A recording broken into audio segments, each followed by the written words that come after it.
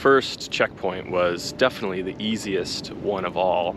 It was deceptively easy, and it happened really quick into the ride. It was only at mile 3.5, and there was only about 600 feet of climbing. But I'm really glad that I set up the course that way, because it was just absolutely stunning as you're just climbing up into Griffith Park and you're seeing these panoramic views of downtown LA and out into the valley, and just the sunrise, you know, peeking over the mountains there from the east. It was just absolutely gorgeous. Loved it. Once I descended out of Griffith Park, reality started to set in a little bit as I was kind of just going through more neighborhoods and quite a bit of industrial area through Burbank, and then also through San Fernando. And man, the craziest thing happened.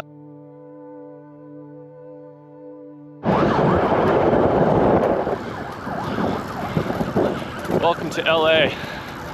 There's just a car chase that went by me. This place is crazy, man. So as I was traveling through kind of the Burbank and San Fernando Valley area right there, as I was moving towards checkpoint number 2, I actually witnessed a car chase go by me, and it was pretty crazy because it got pretty close to me. What I did is I was at a stoplight, you know, I just pulled up to it, and all of a sudden there's this police car that just goes flying across, and I hear this engine like revving in the background, and I turn my head, and it's this work truck, like a tree trimmer truck, you know, with the high panel sides and the little Toyota cab on the front, and it's hauling through this gas station full of people and other cars, just billowing black smoke, and that cop just ducks into that gas station right behind him, and he takes off and jumps out on the into traffic, you know, recklessly careening into traffic, heading south directly away from me down the street there. And that cop just, you know, jumped out behind him, and I'm just like, you know, like my jaw's on the floor as I'm looking around like, what is going on? Where am I? Like, it was so ridiculous. And so the light turned green, and as I'm crossing the intersection, I look down and I see more cops coming up from that direction. As I'm driving, you know, as I'm riding up further north, there's other cops coming from north, you know, heading south after this guy. I tried to Google around and looking for the story, but I never saw anything. So, I mean, the way that truck was smoking, he probably didn't get very far. But yeah, I mean, that was one of the craziest things I've ever seen on a ride.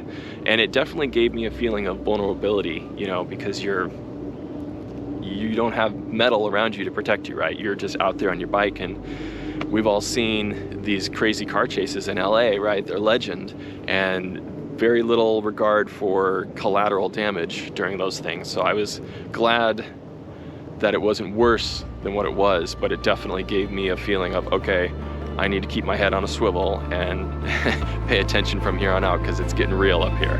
It was wild.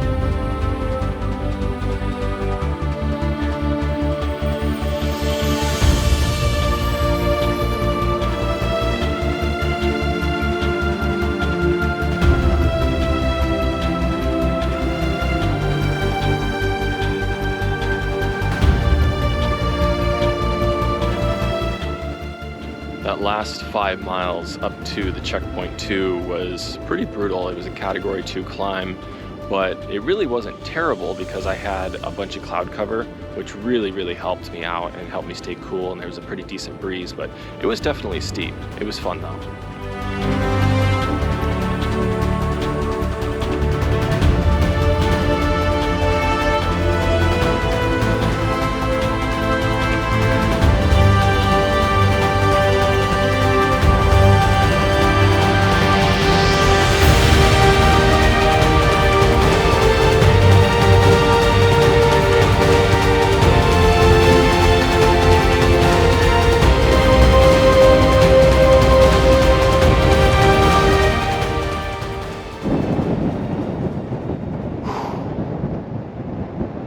GPS coordinate number 2, done and dusted. Woo! That was a Good one. Now, a screaming downhill and on to number 3. It was great to just feel strong at the top of that climb and know that I still had enough in the tank to go tackle the rest of the course, because at that point we were about 50 miles into the course, and so I knew I was about halfway, and I was glad with how I was feeling at that point.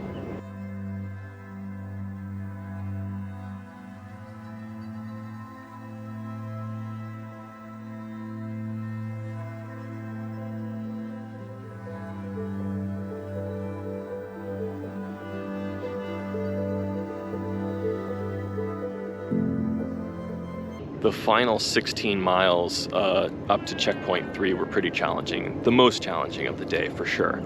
It was about 98 degrees by that point, 3 p.m. in the afternoon. Unfortunately, the hottest part of the day. I had lost all my cloud cover, so it was just direct beaming sun. Luckily, I had enough water to make it to the summit, but that last 11 miles was a Category 2 climb, and there was just no shade really to speak of. In fact, I was taking breaks every so often, every time there was like a tree or a little bush, you know, that would offer some protection from the sun, and I just stopped for a moment, still clipped in on one side, you know, and get the heart rate from threshold down to about a zone 2, just get it under control a little bit, and then just keep on plugging away. So it was quite the climb, and it was difficult.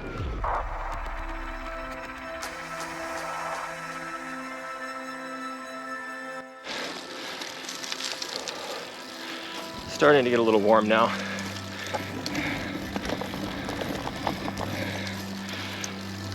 "93 degrees and climbing rather quickly.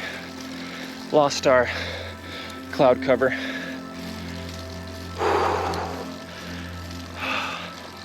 Slow and steady.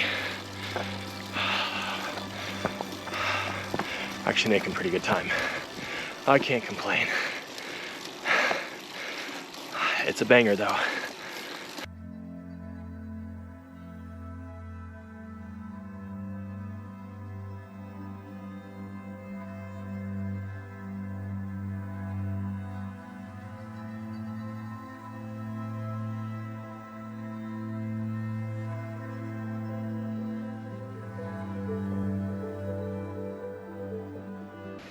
Whew. Found a little bit of shade at the big Tahunga Dam overlook. Oop.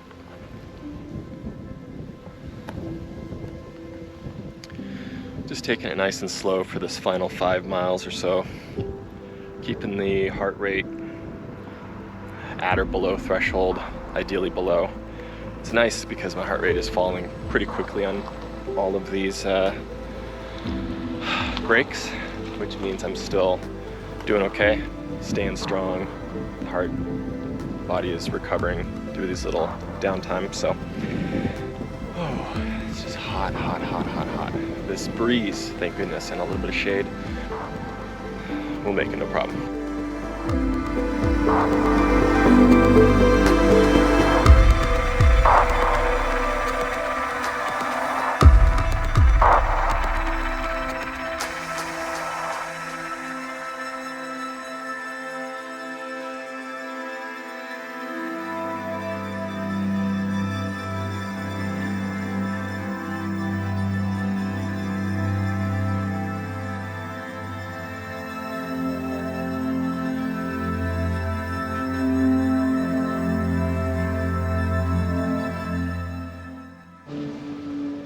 We did it.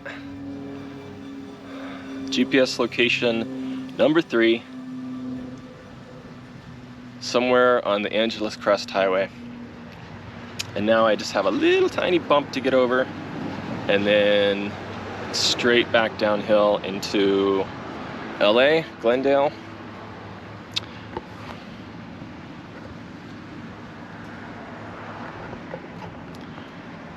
That it was a heavily dependent upon water stop that is dry. Undoubtedly closed because of COVID.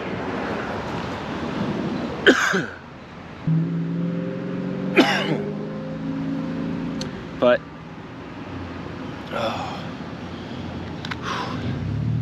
should be able to get down the mountain just fine.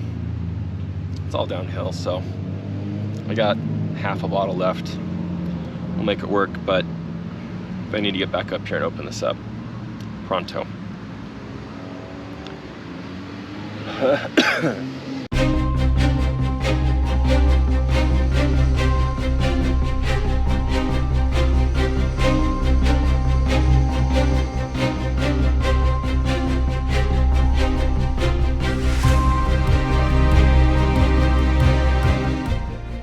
That 8-mile descent from checkpoint 3 down back into the valley, back into Glendale was, oh, bliss. I mean, I was really thirsty because I wasn't able to get water at the top. But it was, since it was all downhill, I mean, you're just letting off the brakes and you're, well, okay, not letting off the brakes, but, you know, having a lot of fun just going downhill fast. I was very aware of traffic. There was really not a great shoulder for cyclists on the 2, on Highway 2, the Angeles Crest Highway. So I was constantly, you know, head checking back and making sure that I wasn't holding up traffic and using the slow vehicle turnouts when I needed to. But I was very aware that I just wanted to get down quickly, safely, so that I could finish the course out.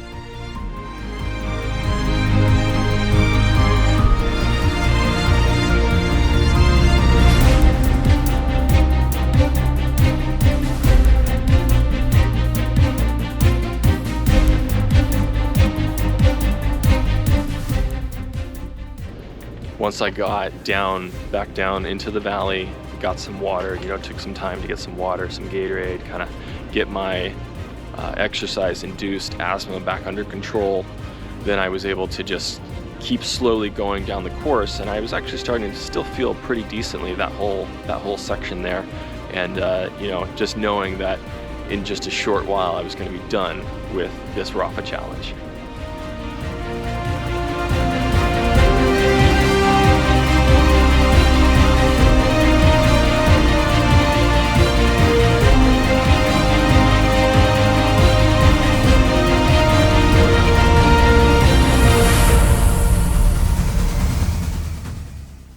And last but not least, GPS coordinate number 4, the final one, the Rose Bowl.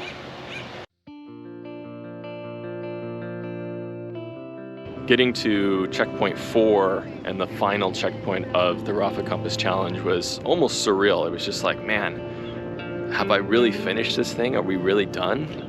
I mean, not quite, because I had another 8 miles to get to my car, you know, back to where I could actually get off the bike. But it was a feeling of relief that this was done and that I had finished it. I was so proud and excited that I had actually accomplished this ride. This was a big one for me because I had been struggling with the heat and some climbs in the weeks prior, and I had actually had to bail on some rides early because of it. And so I wasn't sure, especially with how remote this ride was and being by myself.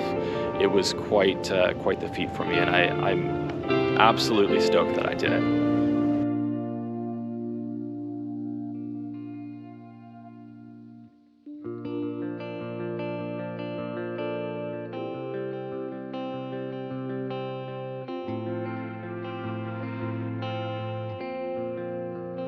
Would I do it again? Oh man. Yeah, probably. Yeah, I probably would. Not next week or anything like that, you know, but I'll probably do it again. It was a lot of fun. I would love to do it with a buddy.